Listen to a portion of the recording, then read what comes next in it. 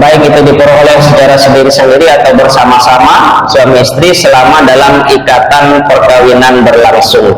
Jadi setelah ijab kabul sampai keluarnya akta cerai, kalau dia cerai hidup, kalau dia cerai mati, sampai suami atau istri tadi meninggal dunia, sampai disitulah dihitung harta bersamanya, ya, tanpa mempersoalkan terdaftar atas nama siapapun.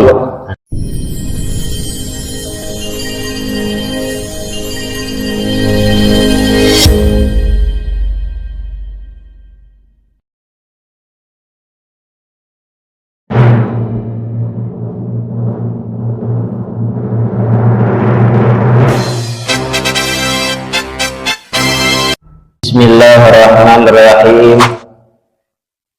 Alhamdulillah rabbil alamin, hamdan katsiran tayyiban mubarakan fihi.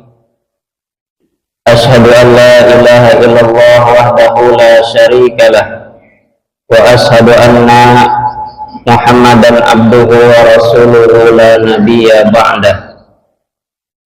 Allahumma salli wa sallim wa barik ala nabiyyina Muhammadin wa ala alihi wa ashabihi ajma'in, amma ba'du.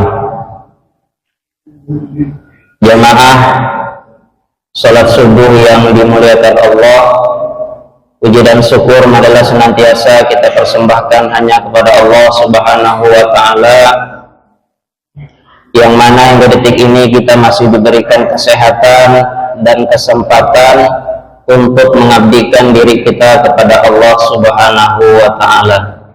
Salawat dan salam marilah senantiasa kita sampaikan kepada baginda Nabi Muhammad sallallahu alaihi wasallam, para keluarganya, para sahabatnya, dan semoga salawat dan salam juga tercurah untuk seluruh umat beliau, umat baginda Nabi Muhammad hingga akhir zaman nanti.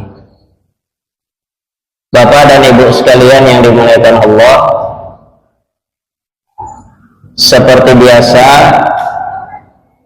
kajian yang akan saya bawakan itu berkenaan dengan kajian fikih negara, atau bisa juga disebut dengan fikih siasah juga bisa. Nah, pada kesempatan pagi hari ini adalah tentang harta bersama, ya, dalam perspektif fikih Indonesia, yaitu berdasarkan Undang-Undang Perkawinan Nomor 1 Tahun 1974, ya, dan kompilasi hukum Islam. Di namanya saja sudah kompilasi hukum Islam, berarti yang kita sampaikan ini hukum Islam. Nah, istilah harta bersama ini sudah sering, insya Allah sudah sering kita kenal, sudah sering kita dengar. Mungkin di berbagai daerah istilahnya beda-beda, ada yang disebut harta gini, atau istilahnya ada harta perpantangan, ya. Harta bersama adalah harta benda yang diperoleh selama perkawinan menjadi harta bersama. Jadi harta benda yang diperoleh selama perkawinan menjadi harta bersama.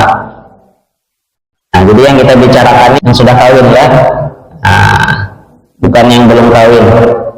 Ini belum ada pembatasan, ya, nanti ada pembatasan atau pengecualian.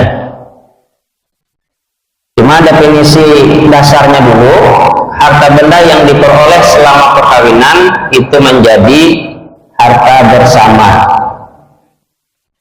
Harta kekayaan dalam perkawinan atau syirkah. Nah, jadi harta kekayaan dalam perkawinan itu disebutnya dengan syirkah. Nah, artinya suami istri itu setelah menikah, harta mereka itu mereka berserikat, dan ada perserikatan Muhammadiyah. Nah, jadi setelah menikah suami istri itu hartanya berserikat, bersama-sama, berkumpul. Adalah harta yang diperoleh baik sendiri-sendiri atau bersama-sama suami istri selama dalam ikatan perkawinan berlangsung. Nah, baik itu dia cari harta tadi sendiri-sendiri, ya, atau cari hartanya bersama-sama, ya, tetap dihitung sebagai harta bersama. Misalnya yang kerja cuma suaminya saja, atau yang kerja itu cuma istrinya saja, suaminya di rumah, tetap penghasilannya itu harta bersama. Kalau di masyarakat kan lain, ya. Apalagi kalau ibu-ibu itu. Kalau ibu-ibu itu dia, kalau saya kerja itu harta saya, suami kerja itu harta saya juga katanya. Itu semuanya harta ibu-ibu, ya. Padahal dalam hukum Islam tidak ada seperti itu. Kalau dalam fikih klasik, suami bekerja, istri tidak, ya, itu tetap harta suami. Cuma bedanya suami wajib memberikan nafkah, istri tidak punya harta. Dalam fikih klasik, suami kerja, istri tidak kerja, penghasilan itu hartanya harta suami, karena suami yang kerja. Cuma suami berkewajiban memberi nafkah, ya. Jadi istri tidak punya harta daripada dia tidak kerja. Sedangkan kalau istri mau kerja, dalam fikih klasik wajib mendapat izin dari suami. Nah, kan seperti itu.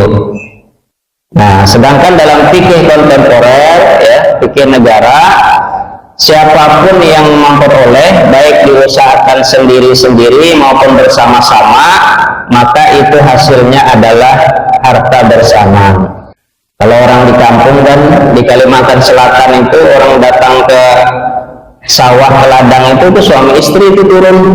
Nah, mereka sama-sama, ya, panen segala macam itu kan sama-sama mereka kan. Nah, jadi kalau ada suami kerja, istri kerja, ya, apalagi istrinya penghasilannya yang lebih besar dari suaminya, tetap penghasilannya itu adalah harta bersama. Nah, jadi bukan yang penghasilan suami saja yang dianggap harta bersama, penghasilan istri pun harta bersama. Ya, lihat definisinya ya.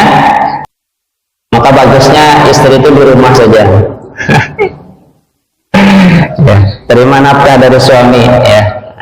Tapi boleh juga berkarir, ya. Kenapa? Karena istri kan banyak juga hajatnya, ya. Dia perlu memberi orang tuanya, ya kan?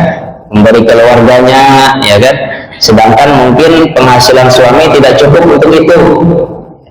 Oleh karena itu perlu diperhatikan, ya. Karena suami yang berkewajiban memberi nafkah, selama nafkah dari suami itu berkecukupan, ya, maka tidak diutamakan istri itu untuk bekerja.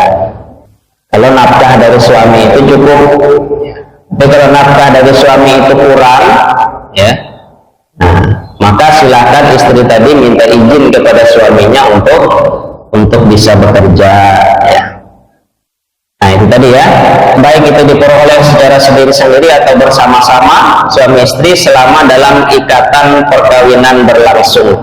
Jadi setelah ijab kabul sampai keluarnya akta cerai, kalau dia cerai hidup, kalau dia cerai mati, sampai suami atau istri tadi meninggal dunia, sampai disitulah dihitung harta bersamanya, ya, tanpa mempersoalkan terdaftar atas nama siapapun. Nah, karena tidak mungkin nama suami istri itu dimasukkan semua di sertifikat itu. Misalnya beli mobil, nah, tidak mungkin kan nama suami istri dimasukkan di situ dua-duanya. Pasti namanya satu saja kan. Jadi jangan ribut masalah nama siapa yang mau didaftarkan di situ, ya. Karena ada suami istri bertengkar sampai ngajukan cerai itu gara-gara sertifikat tanah saja, ya. Suami istri baru beli tanah, ya. Kemudian karena suaminya sibuk kerja, kata suaminya, tolong uruskan balik nama sertifikat tanah yang baru dibeli tadi. Tahu-tahu dibalik nama istrinya ke nama istrinya, keluar sertifikat suaminya. Kenapa pakai nama kamu katanya, nggak nama saya katanya. Nah, kadang hal-hal yang seperti itu menjadi penyebab pertengkaran juga sampai bercerai ya. Padahal terdaftar atas nama siapapun nggak masalah, itu harta bersama. Sertifikat tanah, ya, BPKB, mobil, motor, ya, nggak mungkin nama dua orang nggak dimasukkan di situ. Ya, jadi silakan dikomunikasikan ini atas nama siapa gitu kan. Baik, kita lanjut. Nah, kalau ada harta bersama, ada pula harta pribadi. Ya, ini ada pengecualiannya dari harta bersama tadi ya. Kalau ada harta bersama, ada juga harta pribadi.